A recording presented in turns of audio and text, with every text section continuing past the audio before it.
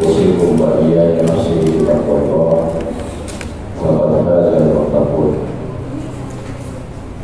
Qala Allah ta'ala fi kitabihil karim, a'udzu billahi minasyaitonir rajim, wa a'tasimu bihablillahi jami'an wa la tafarraqu.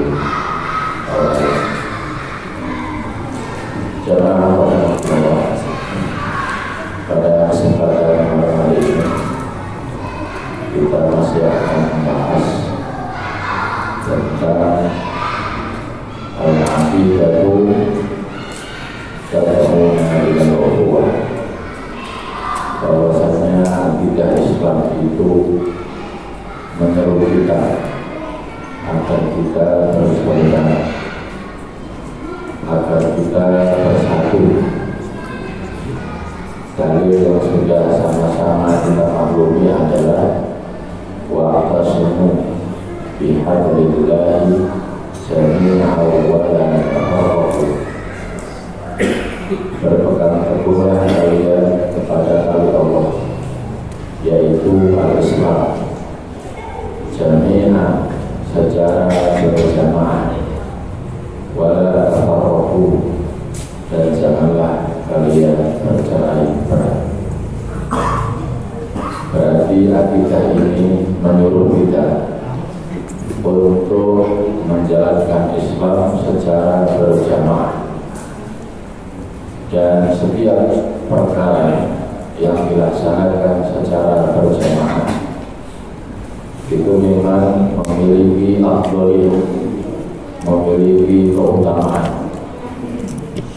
Salat berjamaah afdalu min salatil fardhi bisab'in wa 'ishrina darajah.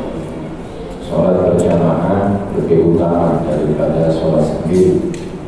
Kandungannya adalah 27 derajat. Begitu pula amaliyah yang lain tidak akan bisa kita lakukan dengan sempurna tanpa berjamaah. Oleh sebab itu, rukun-rukun Islam semuanya itu mengarahkan kita agar kita berjamaah di dalam beragama ini. Umpamanya seruan tentang haji, ya, tidak mungkin haji itu dilaksanakan sendirian. Bagaimana kalau sendiri kapan saja bisa mencium hajar aswad? Tapi tidak mungkin. Haji itu sendirian tidak mungkin. Umrah juga tidak mungkin sendirian. Ya. Selalu saja umrah itu diikuti oleh banyak orang. Ya. Begitu pula ibadah yang lain. Zakat juga begitu. Ada muzaki, ada mustahil. Kalau semuanya muzaki, sulit mencari mustahil, maka tasarruf atau pendistribusian zakat itu juga akan tersendat. Nanti suatu saat bisa saja Pak, banyak muzaki, ya, sedikit mustahil, sehingga setiap orang menawarkan zakatnya kepada orang lain ditolak. Saya juga mau zakat, belum dapat mustahil. Kalau sekarang mustahilnya lebih banyak daripada muzaki, ya. Sehingga setiap ada pembagian zakatul fitri selalu dikerumuni banyak orang. Ketika ada pembagian uang THR, umpamanya orang dapat berjubel, ada yang sampai sesak nafas, ada yang sampai pingsan, ya.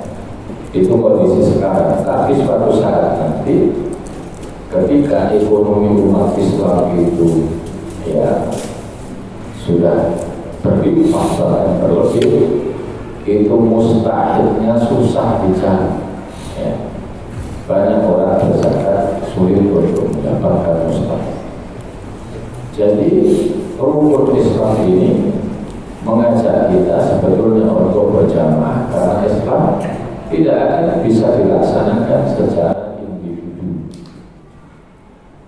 Oleh sebab itu Allah Subhanahu wa Ta'ala memberikan kepada kita anasirul wahdah, unsur-unsur kesamaan dan unsur-unsur kesatuan.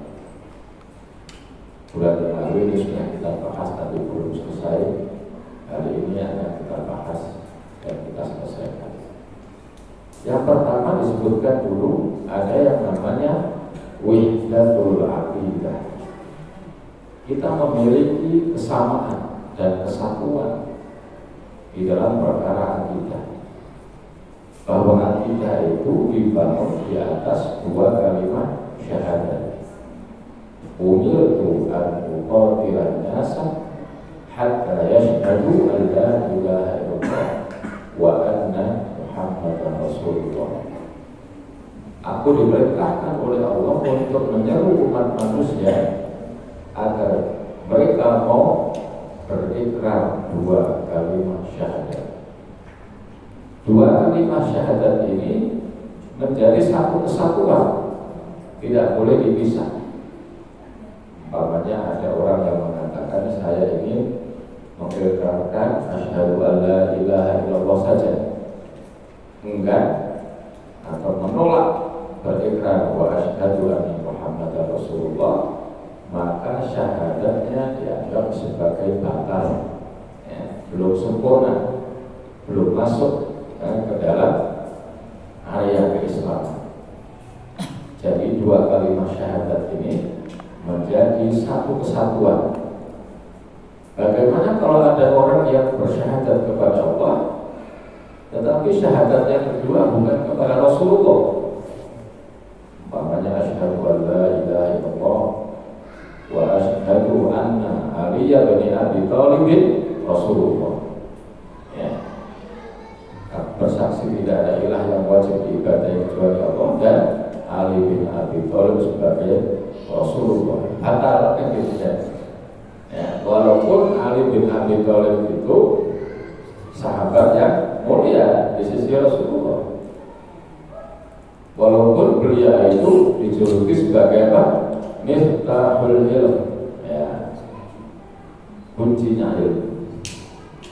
Rasulullah itu gudangnya ilmu, kuncinya ilmu itu adalah Ali bin Abi Thalib, begitu. Makanya bapak-bapak, ibu, Umar bin Khattab itu pernah mengatakan ilmu itu ada 3 tahapan. Tahap pertama, kalau kita baru belajar, itu sering membuat kita sombong dan congkak. Betul nggak? Baru belajar, wah itu kadang-kadang congkaknya kayak apa, merasa paling tahu. Telunjuknya itu dipakai untuk menyalahkan banyak orang. Ini salah ini nggak nyunah, yang nyunah begini ya. Dan realitanya memang begitu, betul nggak? Orang yang baru belajar ilmu apa aja, termasuk ilmu agama, gitu. Waduh, itu sombong, merasa paling tahu, gitu ya. Maklum masih anak Pak ya, masih anak. Ya. Kemudian ilmu yang dipelajari masih parsial, masih sedikit. Ya. Tapi merasa dirinya paling tahu di antara yang lain. Ya, gitu. Ini realitanya ada di masyarakat. Ya, orang baru belajar melalui terjemahan aja. Ya, gitu. Melalui terjemahan, bukan melalui bahasa Arab aslinya. Gitu ya. Nah, baru beberapa buku yang dia baca, ya, dengan mudah membentangkan ini, membentangkan itu dan sebagainya, ya, meminjamkan matanya kepada orang lain yang tidak sesuai dengan yang dia baca. Nah, itu memang begitu Pak tahapannya, ya. Jadi kalau masih petentang baik begitu itu biasanya ilmunya baru tahap yang pertama, itu kata Khalifah Umar bin Khattab. Hampir semua lini begitu Pak, ya. Contoh di kesatuan umpamanya ya, TNI atau Polri, maaf kalau ada TNI atau Polri, biasanya ya, kalau masih pangkatnya kopral itu, waduh, lagunya kayak apa? Maaf nih kalau ada ya. Tapi nggak semua gitu ya. Tapi nanti kalau sudah panglima menengah, panglima tinggi, wah itu bicaranya enak, sikapnya juga ramah, santun, bicaranya apa? Ya, retorikanya bagus, bicaranya sesuai dengan data, sesuai dengan fakta, enak didengar. Jadi ilmu apa saja, memang tahapan pertama bikin orang sombong kadang-kadang gitu. Tahapan kedua bikin orang itu rendah hati, nah mulai bagus. Tahapan ketiga ya, menyadari bahwa dia tidak punya apa-apa. Ya, seperti para malaikat, subhanaka la ilma lana illa ma 'allamtana. Maha suci Engkau ya Allah, tidak ada ilmu yang ada pada diri kami kecuali ilmu yang telah Engkau ajarkan kepada kami. Ya. Jadi ini udah tinggi Pak, merasa dirinya nggak ada apa-apanya. Makanya orang yang baru baca beberapa buku itu diajak aja Pak ke perpustakaan umum terbesar di kota itu. Itu perpustakaannya bisa lebih dari masjid ini. Bukunya bisa ribuan judul buku. Baru saya nggak ada apa-apa. Baru buka pintu perpustakaan, masuk ya, lihat buku ya beribu-ribu jilid, beribu-ribu judul. Saat itu dia merasa dirinya belum ada apa-apa. Ya, jadi jamaah rahmatullah, kita kembali kepada tadi dua kalimat syahadat, asyhadu an la ilaha illallah wa asyhadu anna muhammadar rasulullah, itu harga mati. Jadi yang harga mati gak cuma NKRI loh Pak. Silahkan aja NKRI harga mati, silahkan apa. Tapi dua kalimat syahadat itu jelas harga mati, nggak boleh dipisahkan satu sama yang lain. Nah, sekarang kan gitu Pak ya, saya Fulan, saya Indonesia, saya Pancasila, saya NKRI, oke nggak ada masalah ya. Salam Pancasila, itu Pak, salam assalamualaikum dengan salam Pancasila tentu kan lebih utama assalamualaikum ya Pak. Ya silahkan saja mau salam Pancasila. Sekarang ini salam kan beraneka ragam Pak ya. Salam sehat, salam olahraga. Apa saja ada salamnya ya. Ya kalau umat Islam satu untuk semua, satu untuk setiap waktu ya. Assalamualaikum itu Bapak mau telepon saudaranya yang sedang haji juga relevan, betul Pak ya? Ya, nggak ada dengan waktu. Tapi coba Bapak bilang ya, selamat malam Dit, ya, adik kita sedang haji di sana. Ketawa di sana, di sini belum.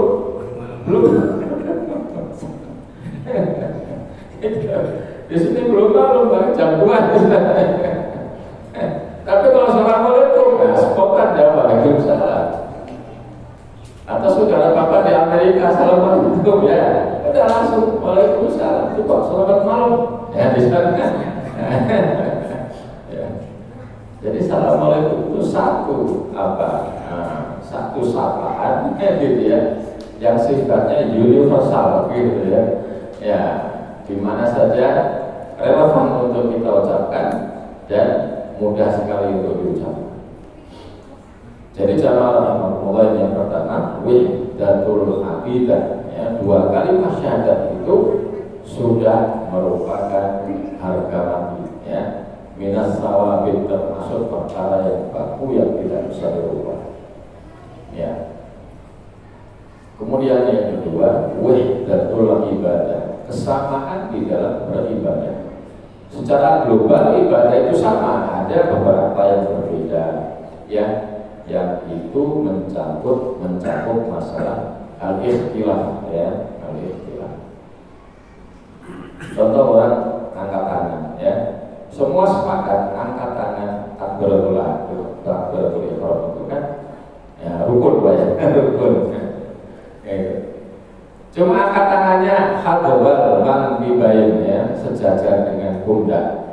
Itu yang sejajar ujung jari tengahnya kan, atau pergelangan tangannya. Itu betul nggak?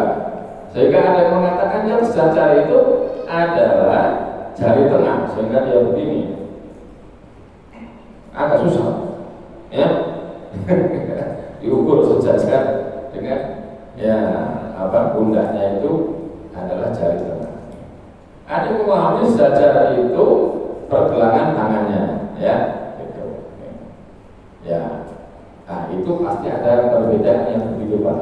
Ya, itu ya, itu bisa ya saling berak-berak Pak. Kalau beda begitu dengan ya teman yang dari sebelahnya, ya. Karena apa? Karena kata hal wal man ini Rasulullah kalau bertakbir itu tangannya sejajar dengan pundaknya itu, tangan itu mana batasannya gitu ya. Apakah sini itu menimbulkan banyak tafsir gitu, ya. Tapi kemudian ada yang menyebut Islam itu salah satu ruhnya adalah kemudahan. Nah kalau ini kan agak susah, kecuali Bapak mau olahraga lagi persoalan ya, ya. Tapi kalau ini kan relatif lebih mudah. Nah, ada yang mengatakan kembalikan kepada salah satu ruh ajaran Islam adalah memberikan kemudahan. Ya sama Allah.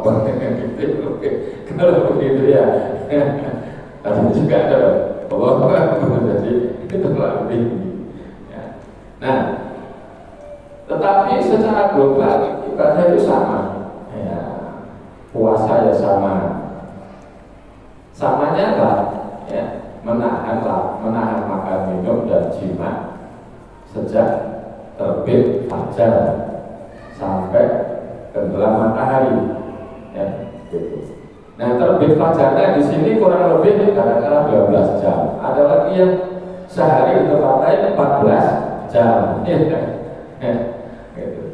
Makanya tetap terbit fajarnya di sana jam berapa, tenggelamnya matahari jam berapa, masing-masing negara ada perbedaan ya, diikuti ya negara di mana dia tinggal.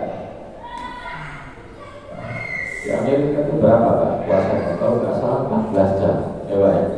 Ya kalau umpamanya Bapak Ramadan di Amerika ya Bapak ngikutin ya, itu Amerika. Saya orang Indonesia ya ngikutin sana, ngikutin juga waktu-waktu sholat di sana gitu. Nah, jamaah rahimahumullah. Jadi, tapi walaupun demikian, puasanya tetap sama. Tapi nanti penentuan Idul Fitri, penentuan Idul Adha bisa beda. Betul nggak Pak? Kemarin kan beda. Idul Adha ini juga ada kemungkinan berbeda. Yang satu Rebo, yang satu Kamis. Ya. Yang Rebo mengusulkan agar liburnya 2 hari, Rebo sama Kamis. Ya nggak tahu nanti kalau terima usulannya itu ya enak aja kita libur 2 hari, betul lah Pak? Ya libur kan itu Pak, menghormati yang Idul Adha Rebo, Kamis libur karena memang sudah kalender nasional itu tanggal ya. Jumat hari kejepit libur lagi, apa enak aja. Nah, itu Pak ya, kita terima yang enak aja gitu. Libur panjang Rebo, Jumat, Sabtu, Ahad. Nah, jadi nanti hari Selasa udah siap-siap itu mungkin macet di tol. Karena ada lagi harus mudik. Nah, jamaah rahimahumullah bisa jadi penentuan Idul Fitri, penentuan Idul Adha-nya berbeda. Tapi puasanya tetap sama. Sholat Idul Fitrinya sama, sholat Idul Adha-nya juga sama gitu ya. Ya, bedanya adalah hari yang berbeda. Ya, berkorbannya sama. Ya. Nah, ketiga ada wahdatul akhlak, ya, kesamaan dan kesatuan akhlak, bahwa akhlak itu tidak boleh berubah walaupun zaman berubah dan berganti. Anak bakti kepada orang tua itu di mana saja itu harus, ya, gitu. Tidak boleh kemudian orang tua dipanggil namanya, tidak boleh. Nama bapaknya Ahmad, Ahmad apa kabar? Enggak boleh. Ayah apa kabar? Bapak apa kabar? Dedi apa kabar? Abi apa kabar? Enggak boleh dipanggil nama ayah, namanya. Ada baknya. Orang Indonesia lama di Amerika. Di Amerika di sana itu katanya saking akrabnya anak dengan ayah, itu anak manggil namanya, gitu, ya. Ada juga yang manggil, ya, lo gue sama ayah bahkan saking akrabnya. Dia bilang saya itu bapak yang demokratis. Anak saya manggil saya lo, enggak ada masalah, ya. Untuk menunjukkan apa? Keakraban di antara saya sebagai ayah dengan anak-anak saya. Itu tidak boleh, Pak. Walaupun akrab dengan anak itu sesuatu yang bagus. Tetapi etika ini nggak boleh dihilangkan. Ya, gitu. Sekarang sudah banyak kok, ya, istri manggil suaminya dengan manggil namanya. Betul, Pak? Istri panggil suaminya dengan panggilan kamu, dengan panggilan lo.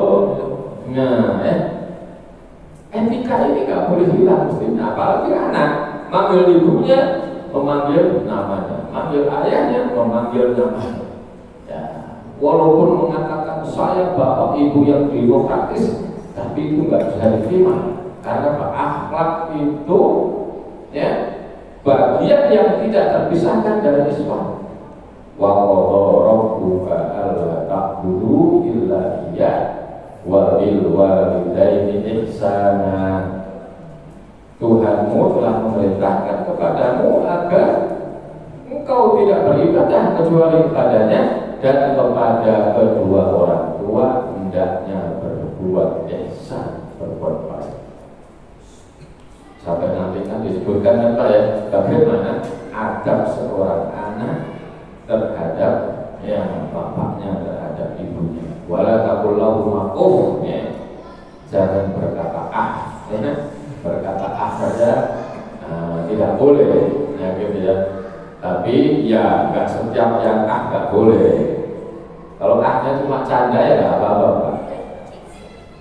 Contoh bapak ibu memilihkan baju untuk anaknya, gimana nak ini? Bapak ibu ketinggalan zaman itu yang bagus kali ini. Kalau cuma gitu aja nggak apa-apa. Tapi kalau nya itu, ya, bermakna menentang, menghina, mencaci, ya tidak boleh. Wah, bapak ibu kolot banget, wah itu tidak boleh. Ya. Atau umpamanya begini, bapak ibu diajak makan anaknya di luar, ditawarin, Pak, Bu, mau makan apa? Pecel lele aja deh. Ini restoran, Pak, gak ada pecel lele. Bapak ibu ini gimana sih? Umpamanya itu kan canda, Pak, ya. Ini restoran, Pak, ya, restoran berkelas ini, ya. Saya ajak bapak ibu supaya, ya, bisa melihat, ya, restoran yang makanannya beraneka. Pilihannya jangan pecel lele aja, Pak. Bapak pilihannya itu aja. Ini kan canda, Pak. Yang begini ya nggak masuk dalam kategori larangan itu karena sifatnya canda. Pilih, Pak, yang ini. Makanannya kan menunya macam-macam, Pak.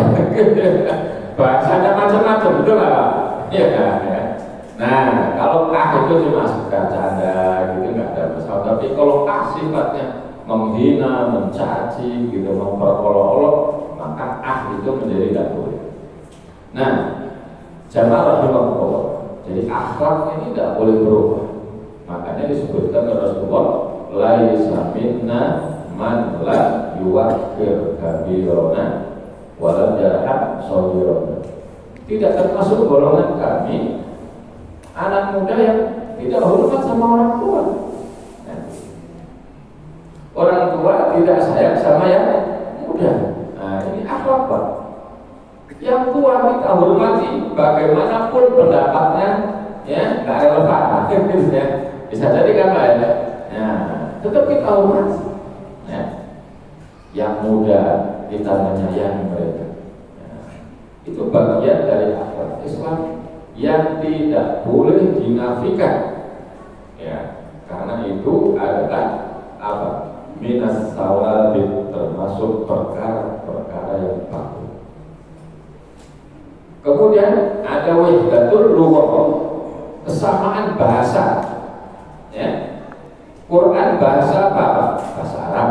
Hadis bahasa Arab. Kitab-kitab, ya, ya, terdahulu juga ditulis dalam bahasa Arab. Sehingga kalau kita ingin mempelajari Quran dengan baik dan benar, ya mestinya menggunakan bahasa Arab. Apakah wajib seorang Muslim belajar bahasa Arab? Tidak wajib, Pak. Tergantung kapasitas masing-masing orang. Tapi kalau dia seorang ustaz, seorang mubaligh, ya, itu seorang dai, mestinya paham bahasa Arab. Mestinya Pak. Tapi sekarang ini Pak, penceramah yang penting lucu itulah yang laris. Betul nggak Pak? Yang gitu. Kocak por.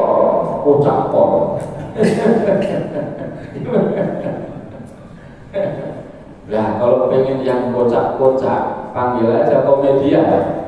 Itu Pak ya. Jangan panggil ustaz, jangan panggil dai, jangan panggil mubalik. Ada mubalik bahasa Arabnya bagus, hafal Quran, hafal banyak hadis, tapi ceramahnya nggak lucu, ya. Kalah laris dengan yang lucu. Maulid Nabi ustadznya siapa? Itu lucu nggak? Oh lucu pol. Banyak yang datang. Ya, jamaah dibikin ya terpingkal-pingkal dari awal sampai akhir. Ketika ditanya tadi dapat ilmu apa? Nggak tahu deh, pokoknya lucu pol. Jadi sekarang sudah mulai bergeser ke sana Pak. Kalau ustaz dikit-dikit dalil, nah ini bikin pusing, bikin capek. Jadi kalau ingin laris di pasaran nggak perlu dalil, yang penting bisa lucu, gitu ya. Nah, jamaah rahimahullah. Maka sekarang banyak yang namanya ruwaibidah itu seseorang yang tidak paham suatu urusan, tapi dia bicara dan menekuni urusan itu. Orang nggak punya pengalaman berpolitik, tiba-tiba mencalonkan diri sebagai wali kota umpama, ya. Kenapa? Memang ada. Mestinya kan punya pengalaman dulu. Itu namanya ruwaibidah. Ruwaibidah itu orang yang nggak paham terhadap suatu urusan, tapi dia ingin apa? Berkecimpung dalam urusan itu. Oke, nggak apa-apa, tapi belajar dulu, ada tahapan-tahapan dulu. Ruwaibidah dalam persoalan agama juga ada Pak. Orang yang nggak ahli di bidang agama, tapi kemudian berceramah di sana sini, ya, tabligh di sana sini, yang disampaikan hanya urusan-urusan yang lucu, tidak ada ilmunya. Itu juga namanya ruwaibidah, yang gitu ya. Nah, di dalam hadis kan disebutkan di antara tanda akhir zaman banyak muncul ruwaibidah. Ya. Jadi fenomena begini ini sudah ada Pak dalam hadis, kita nggak perlu heran. Nah, jadi mestinya yang bahasa Arab itu wajib dikuasai kalau seseorang ingin menjadi dai, ingin menjadi ustaz, ingin menjadi mubaligh. Ya. Karena Al-Quran ini, ya, akan bisa dipahami dengan benar melalui bahasa Arab. Tapi kalau orang awam ya bisa pakai terjemahannya, nggak ada masalah ya. Tapi bisa baca Quran, memahaminya pakai terjemahan. Nah, jamaah rahimahumullah, apakah kalau bahasa kita Arab kemudian menolak bahasa-bahasa yang lain? Enggak ya. Karena perbedaan bahasa itu bagian dari tanda-tanda kebesaran Allah ya. Wakhtilafi alsinatikum, perbedaan bahasa kalian itu bagian dari tanda kebesaran Allah. Bahasa Jawa aja ada berapa tahapan coba? Oh, banyak tahapannya. Ya, bahasa Jawa moko, tahu moko nggak? Moko itu ya bahasa Jawa pasaran. Kamu kowe ya itu. Kalau agak halus sedikit sampean, mau halus lagi panjenengan. Mana dari Jawa ya? Pasti tahu itu ya. Iya, yo, itu yang kasar ya. Jangan agak bagusan, yang bagus lagi, itu baru bahasa Jawa. Ada lagi mungkin yang lebih tinggi pak. Bahasa keraton itu banyak halus. Itu baru satu bahasa ya. Ya maksudnya bahasa Arab sebagai bahasa kesatuan itu dalam forum-forum pertemuan umat Islam dunia ya, bukan berarti nggak boleh pakai bahasa Inggris, boleh juga. Kalau nggak salah dulu itu bahasa Arab sudah menjadi bahasa kedua sesudah bahasa Inggris di Dewan PBB itu sudah ya, nggak tahu sekarang masih atau tidak. Nah, jamaah maka kesatuan bahasa Arab ini menyebabkan setiap muslim kalau baca Quran pasti sama, nggak ada yang nggak sama. Tapi beda logat dikit-dikit itu wajar, ya.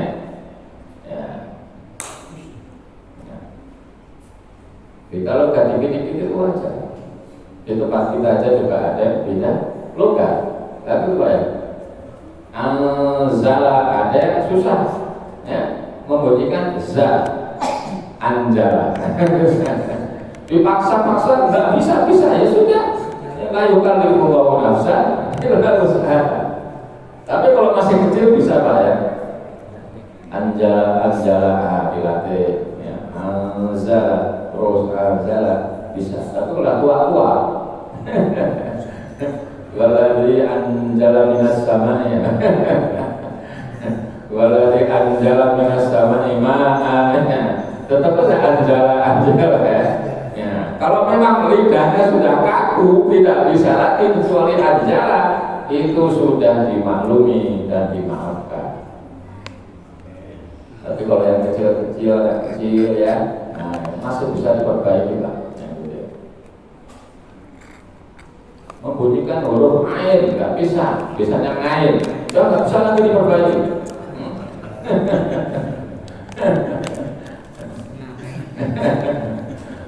Gitu ya. Alhamdulillah rabbil alamin, alhamdulillah rabbil alamin. Enggak bisa. Udah segitu-gitunya. Nah, itu sudah la yukallifu nafsan illa wus'aha. Nah, mampu dimaafkan. Cuma ya sebaiknya jangan jadi imam. Sebaiknya ya gitu. Pada saya kalau membunyikan ain susah, saya jangan jadi imam deh. Ya, tapi imam dulu asal oke nggak apa-apa. Karena nggak didengar ya, kalau manggil jangan cukup saya off dulu, jangan jadi imam. Bagus itu pak, itu tahu diri. Kecuali imami di rumah keluarganya nggak apa-apa. Nah, itu logat yang memang bisa saja diperbaiki, bisa juga ya sudah nggak sih bisa diperbaiki karena faktor usia. Nah, tapi secara umum kalau orang Islam baca Quran di mana saja Fatihahnya ya sama, orang Islam Amerika ya baca Fatihahnya sama, cuma tadi itu pak ya kadang-kadang logatnya sedikit beda. Nah itu tidak menjadi persoalan. Ya. Apalagi zaman Khalifah Utsman dulu, waktu itu logatnya itu waduh berbeda-beda. Sehingga zaman Khalifah Utsman Quran itu ditarik, gitu ya. Karena logatnya beda-beda, ya. Terus masing-masing suku itu menonjolkan logatnya sendiri-sendiri. Nah, akhirnya zaman Khalifah Utsman Quran ditarik, dibikin yang namanya induknya Al-Quran, itu untuk menyamakan logat masing-masing suku yang berbeda. Makanya mushaf yang sekarang itu disebut sebagai mushaf Utsmani, gitu, mushaf Utsmani. Karena mushaf ini apa? Ya, menyamakan logat-logat yang berbeda itu. Makanya sekarang logat-logatnya nggak begitu banyak yang berbeda, ya dikit-dikit aja, ya, gitu. Yang memang membunyikannya huruf itu termasuk huruf yang susah, gitu. Nah, kemudian yang berikutnya ada yang namanya wahdatul tarikh. Kita memiliki kesamaan dalam hal sejarah. Kalau kita bicara sejarah perjuangan umat Islam, ya mesti mengacu pada sejarah perjuangan Islam Nabi Muhammad SAW. Tapi memang tidak mungkin persis, Pak, ya, karena zaman Nabi dengan zaman sekarang tentu beda. Tapi kita ada semangat untuk apa? Mengacu kepada sejarah Nabi. Zaman Nabi ke Madinah yang dibangun apa? Pertama kali masjid untuk mempersatukan antara kaum Muhajirin dengan kaum Ansor, gitu ya. Nah, bisa saja Pak, ketika kita datang di suatu komplek nggak ada masjid, kan nggak kenal Pak satu sama lain, mana yang Muslim mana yang tidak. Begitu dibangun masjid, nah, oh si A Muslim, si B Muslim, nah, menjadi saling mengenal, kemudian apa? Ya, ada ukhuwah di antara mereka. Nah, ini sejarah, ya, gitu. Kemudian ada yang namanya wahdatul thariq, kesamaan jalan yang kita anut adalah jalan orang-orang yang dianugerahi oleh Allah nikmat. Seperti dalam surat Al-Fatihah itu, Pak. Shiratal ladzina an'amta 'alaihim. Ya Allah, tunjukkanlah kami ke jalan yang lurus. Jalan yang lurus itu apa? Jalan yang Engkau berikan kepada orang-orang yang Engkau anugerahi nikmat atas mereka, ya. Ihdinas shiratal mustaqim. Ini zaman dulu Pak, orang waktu haji itu kan bahasanya nggak kayak sekarang, betul Pak ya? Sekarang kalau haji gampang Pak, banyak pedagang yang bisa bahasa Indonesia supaya bisa meraih pembeli dari Indonesia. Nah, kalau dulu itu komunikasinya masih susah Pak. Nah, makanya ada yang pesan pokoknya ingat aja, ya, terjemahan dari ihdinas shiratal mustaqim. Tunjukkanlah kami ke jalan yang lurus, gitu. Nah, ini ada jamaah haji Pak, nah, keluar dari Masjidil Haram, bingung nyari pondokannya.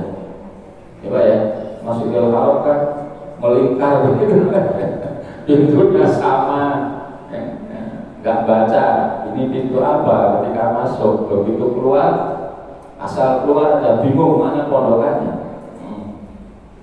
Tanya kepada polisi, askar, security, kata askar, oh pondokan Anda shiratal mustaqim. Oh berarti pondokan saya jalannya lurus saja, Pak. Gitu ya. Nah, jadi dulu itu Pak katanya bahasanya modalnya ingat ya, terjemahan shiratal mustaqim. Nah, shiratal mustaqim itu adalah Islam, jalannya orang-orang yang telah Allah anugerahi nikmat atas mereka. Siapa? Para nabi, minan nabiyyin, ya, wasyuhada, ya, wassolihin, wa hasuna ulaika rafiqah. Mereka itulah orang-orang yang patut untuk kita jadikan sebagai panutan, teladan.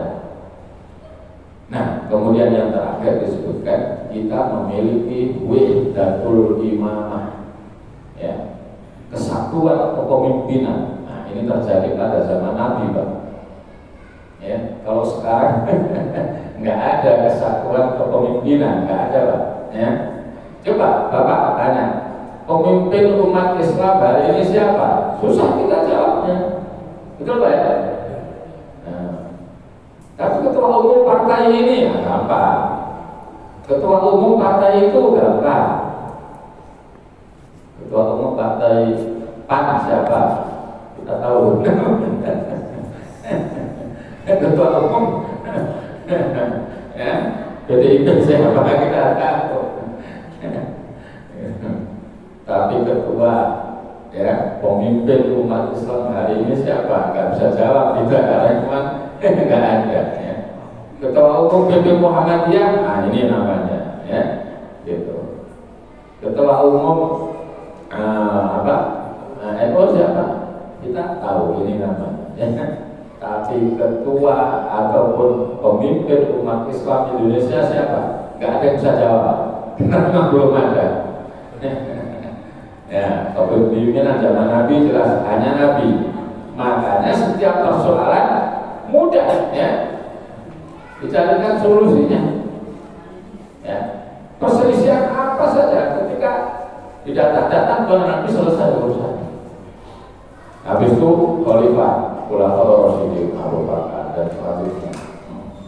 Nah, maka itu Pak disebut sebagai sebaik-baik generasi, ya. Sebaik-baik generasi itu para sahabat. Karena apa? Di bawah satu kepemimpinan yaitu Nabi Sallallahu Alaihi Wasallam.